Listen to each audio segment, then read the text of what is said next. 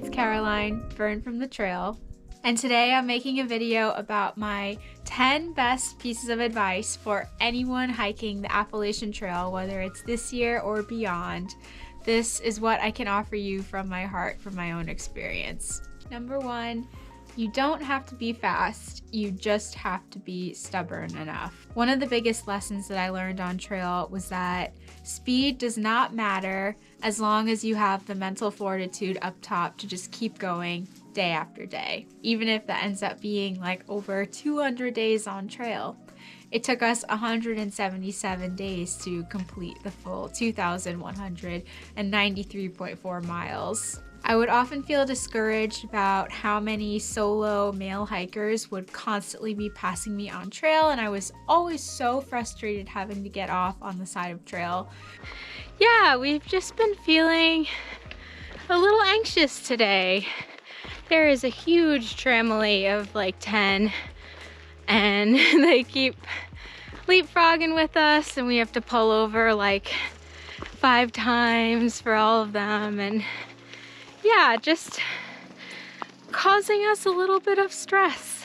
But over time, I learned that those hikers actually fell behind from us because they spent so much time in town, and all that speed on trail really amounted to nothing, or some of them even got injured because they were so fast. So there's so much value in just pacing yourself and kind of letting it be, and knowing that speed isn't going to be the thing that gets you to Katahdin or Springer. It's going to be that mental strength, that fortitude. So hold on tight to that and know that that's your secret superpower.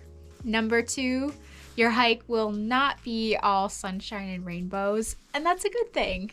This is the situation this morning. Filthy tent. Everything's all over the place.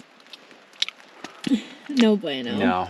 I think a lot of people set out in the spring to thru hike, and specifically a lot of ladies I noticed who were vloggers tended to get off trail because they felt like they weren't having this magical experience that they built up in their head. And it is a really magical experience when you reflect on the bad and the good parts of trail. It kind of creates this magic of like, wow, I am so strong and I was able to push through that. And I think that's really where the magical part of hiking the trail comes from. So we've gone 21.2 miles, 6,000 feet of gain to get to this point, and I feel punch drunk. About 50% of the Appalachian Trail is a rugged struggle and a mind game. You are going to be tested to your absolute limit. Some days you will have warm sunshine and plenty of water sources. Other days it'll be pouring rain and you're swimming waist deep in water crossings, and you can't even stop to have a snack because you will literally get hypothermia if you stop for so long. Yes. It is about 4:30 in the morning right now. We were woken up to storms all night. There were bears, close calls over there. He was literally camping on the cliff in, I don't know, 60-mile-an-hour gusts. It was gusty. Oh my goodness. It's all about embracing the rough moments, and they will give you appreciation for the magical ones. Just being here in this amazing moss forest is making me smile so wide today. Just don't quit when you think you're not having the experience you hope for, because your whole world could change in just 2 miles. My third piece of advice is that you really truly cannot prepare for a thru hike until you go on one. Well, today's theme is straight up and straight down, at least 45 times. Evan and I tried to prepare on several day hikes, and we added on all of our base weight and some food, and I think this is still a great way to build up your endurance. And I'm not saying it's a bad thing to try to get in shape before a trail, but you are not going to experience the kind of, weight and struggle that you're gonna experience climbing uphill carrying 25 to 30 pounds on your back, like day after day. And it's gonna be really, really hard to kind of replicate that. I think in hindsight, the best thing we could have done to prepare for our hike would be to have gone on a week-long backpacking trip prior to setting out on the trail. And I would encourage anyone to do a week-long trip or a 200-mile trail. Go on the long trail before you do the AT. I think that's an awesome way of preparing, opposed to just doing day hikes, you know, with the added weight. Vermont just has so many amazing water sources. Tip number 4, the mornings are your time to shine. We did it, you guys. Yeah. We hiked 12 miles by 11:50. Woo! If some of you followed along with our through hike, you know that Evan and I were the opposite of morning people setting out on trail. We were always the last one to leave camp. So we were the last ones to leave the campsite, and that's because we left it at 1 o'clock. Will Gypsy and Fern ever not be the last ones at camp? Only time will tell. Well, it is just after 9:30 and a bit of a later start. You know, and we would depart at about 9 a.m. and we thought that was like not so bad. Over time, we realized that those hours hiking in the dark in the mornings were just so awesome. Getting to camp by 3 or 4 o'clock in the afternoon was a tremendous blessing. And I found that hiking in the dark in the morning was a great way to just kind of lose track of how far we'd go. And when you're hiking in the dark, it's just like one foot after another, and then before you know it, you hiked, you know, 10 miles by 10 a.m. and it's just this incredible feeling like you did all of your work first off in the day, and you have all this time in the afternoon to kind of pace yourself and not feel like stressed about making those miles that you wanted to. So I would encourage everyone to try to become a morning person as quickly as you can. Some of my best tips for getting up in the morning is make sure that you have at least a good hour and a half before you're planning to leave camp. Give yourself that time to have a slow morning, drink your coffee, make breakfast, do what you need to do, have that stretching routine. And it certainly helps if you have a friend to wake up with as well. That's what I found. It was much easier waking up on trail when I was right next to my partner, and we held each other accountable for that. You can do it. Become that morning person. Tip number 5, try to get your base weight down as much as possible, as early as possible. There's something about just carrying everything on your back that makes you realize you need less and less as you go. And I already have a whole list of just things I haven't really used much since being on trail, and that I'm perfectly okay with just sending home and letting go at this point. And it's just wild when you get out here, your perspective changes and you're just a lot happier with a lot less.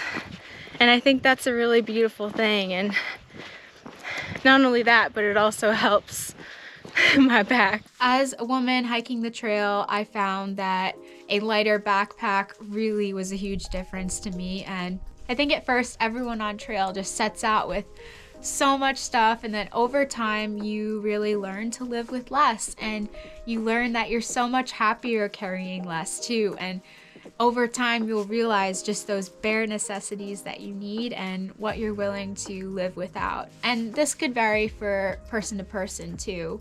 But as a woman, I found that getting my base weight down to as light as possible made a huge difference in my whole world.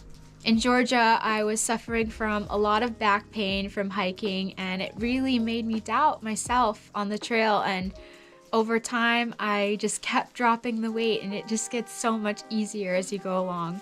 Look at these super small packs. There ain't nothing to them. Tip number 6. Don't force yourself to hike with others if you feel like you're sacrificing the type of hike that you want. There are friends all around us, man. We're surrounded by friends. All these people are our beautiful friends, and we're all here together in this one amazing trail. I'm sure you all have heard the saying, hike your own hike, and it could not be more true. Everyone's out on the trail, all sorts of people. Everyone's got their own way of hiking, their own style. Some people are gonna stay in a lot of hostels. Some are gonna rough it more than others. Some people didn't even get far out because they wanted more of a challenge. Like, there's so many different kinds of people out there. So what is this are you making? Pasta visual. So it's pasta with baked beans And baked with maple. with maple. Maple. Pasta with maple baked beans. Pasta visual. Pasta visual. Your Italian Mojo grandma would likes be it. happy. Don't feel pressured to find a tramily. Don't set out there planning to hike with someone as kind of a security blanket. I think this also happens a lot with women who start out solo. They feel like they have to find someone just to have that kind of safety of like, I don't want to camp alone at night. I think it's really good to push yourself outside of your comfort zone. And if you are going out on the trail on your own, allow yourself to have those solo experiences. I mean, you can learn a lot about yourself and your strength in that way. And if you do end up with a tramily and you're having fun, great. If you hike with them for such a long time that you feel like you are constantly making sacrifices of what you want, I mean, maybe you want to make bigger miles or maybe you want to stay at more hostels. A through hike is really a once in a lifetime opportunity, and you want to make sure that you're hiking exactly the way that you set out to. I know that sounds kind of selfish, but it's okay to be selfish on your through hike because you're doing this for yourself, and you know, like I said, it's a once in a lifetime opportunity and you don't want to have any regret like, oh, you know, I wanted to do it this way. It was a great hike. But tip number 7, if you start to develop an injury, please do not quit. About 400 miles into our AT through hike, I developed a pretty bad case of plantar fasciitis. You know you have it when you have a screaming pain in your arch or heel of your foot in the mornings, and it progressively gets better as the day goes on. And yeah, it's been hurting pretty bad. Like in the mornings when I initially stand up, I can't even like put pressure on that foot. It hurts so bad. This started to happen to me, and I began to have all these doubts and think, oh, well, we need to just take like 3 consecutive days off and that will cure me. We took 2 days off and that did absolutely nothing. I saw many other people on trail develop an injury, get off trail for several weeks or even up to a month, and then get back on and struggle immensely getting their endurance back up, getting their strength back up. So taking extended periods of time off can hurt you more than just hiking through the pain. Just like clockwork, at 5 miles, my foot feels great, and it's just the wildest thing. I guess it gets stretched out throughout the day and I get more comfortable with it, but then when I go to sleep, it tightens back up again. So I think there's a lot of injuries on trail that you really can just hike through. And so instead, to deal with my plantar fasciitis, we tremendously slowed down our miles, and I just took my time in the morning. I was practically limping down the trail in the mornings, and Evan would go on ahead of me, and that was okay. I did what I could to get through it. I also developed a very rigorous routine of massaging my foot, using lotion, icing it in streams whenever I could, taking lots of breaks, and just being kind to myself and knowing that it will get better. And it did. I kept hiking through the plantar fasciitis and it magically went away one day, and I am so grateful for that. A lot of people face these common injuries on trail, so just please don't get discouraged if it happens to you, and know that you can hike through it. Slow down and keep hiking. Tip number 8, electrolyte packets could save your life. Oh, I feel like I'm under a magnifying glass. Back into the trees we go. I think I was so against these things in the beginning because they have not the best ingredients and sometimes they're a weird color. I was very surprised how hot it got in the mid-Atlantic, specifically from, Pennsylvania all the way to New Hampshire. It was absolutely scorching hot on the trail. There was one day where we were hiking up Everett Mountain in Massachusetts, and I was drinking lots and lots of water, but I was being stubborn and I didn't put any electrolytes in, and I genuinely thought I was gonna pass out from the heat. And When the temperatures are that bad and you're working out all day, no amount of water can save you. You have to drink electrolytes. So please take my advice on this one. I feel like a rotisserie chicken. Tip number 9, talk to as many people on trail as possible. You never know who you're gonna come across on trail, and I think a lot of people either are shy or they go out in the wilderness to have more of a solitude feeling, but I think that talking to the community and connecting with everyone out there is just so wonderful for you. I've mentioned them in a lot of our other videos, but Will and Molly, we met them on the top of Springer Mountain. They were section hiking in Georgia to Hiawassee, and they ended up being one of our favorite couples that we met on the trail on the very first night. So I think it's really important to talk to people. You never know if someone might need help or what they're going through, or possibly if they could help you along the way. After talking to a lot of our friends, they were kind of helping me out, and I think I definitely need to get different shoes. I don't think the Zero Drop is working for my feet. There's a lot of really great people out there, and you might even meet an unlikely friend. So don't judge someone off appearance, and just be nice. Talk to everyone you meet. Tip number 10 to the class of 2023 and beyond, please finish your thru hike with integrity and honesty. We experience countless hikers get wrapped up in the party culture of trail and fall behind, forcing themselves to skip up north in order to finish. I really think the AT is lacking authenticity these days. Sure, as I said, hike your own hike, but please don't skip several hundred miles of the trail. You're only cheating yourself at that point. Start early, don't take too much time off, keep hiking through injuries, go slow, pace yourself. You could make so much more progress on trail just doing a little bit every day, opposed to taking tremendous amounts of time off. Going back to tip 1, you don't have to be fast, you just have to be stubborn enough.